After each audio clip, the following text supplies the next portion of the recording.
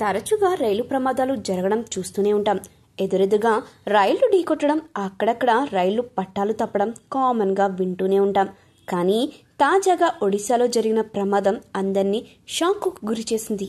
వేగంగా దూసుకెళ్తున్న గూడ్స్ రైలు ఒక్కసారిగా పట్టాలు తప్పి సమీపంలోని ఊళ్లలోకి దూసుకెళ్లింది. ఇండ్లు, వాహనాలను ధ్వంసం చేస్తూ ముందుకు పరిగెత్తింది. కాసేపు ఏం జరుగుతుందో తెలియక ఊరి ప్రజలంతా అయోమయానికి గురయ్యారు. ఒడిశాలోని రూర్కెలాలో ఈ షాకింగ్ ఘటన జరిగింది. సరుకులతో వెళ్తున్న గూడ్స్ రైల్లోని 3 వ్యాగన్లు పట్టాలు తప్పాయి.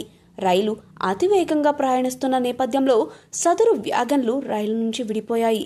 అదే వేగంతో జనావాసాల్లోకి దూసుకెళ్లాయి.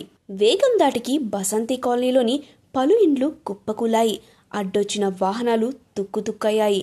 ఇండ్లు, గోడలు, రోడ్లు పక్కన నిలిపిన వాహనాలు చెల్లాచెదురుగా పడిపోయాయి. ఓ స్కూల్ ఆటోను కూడా ఢీకొట్టాయి.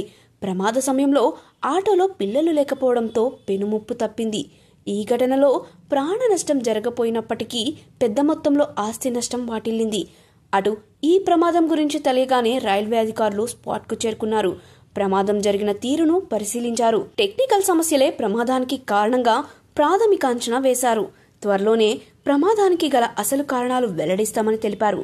అటు ఈ ప్రమాదంలో ఊళ్ళో జరిగిన ఆస్తి నష్టంపైన ఆరా తీశారు. ధ్వంసమైన ఇండ్లు, వాహనాలతో పాటు ఇతర వస్తువుల వివరాలను సేకరించారు. అన్ని డీటెయిల్స్ ను ఉన్నతాధికారులకు పంపించనున్నట్లు తెలిపారు. ఈ ప్రమాదంలో నష్టపోయిన ప్రతి ఒక్కరికి ప్రభుత్వం తరపున సాయం అందిస్తామని వెల్లడించారు. రీసెంట్ గా ఉత్తరప్రదేశ్లోని ఫతేపూర్లో 2 గూడ్స్ రైళ్లు ఎదురెదురుగా ఢీకొన్నాయి. ఈ ఘటనలో 2 లోకో పైలట్లు గాయపడ్డారు. ఆ ఘటన మరవక ముందే ఒడిశాలో మరో గూడ్స్ రైలు పట్టాలు తప్పడంతో రైల్వే అధికారులు అప్రమత్తమయ్యారు.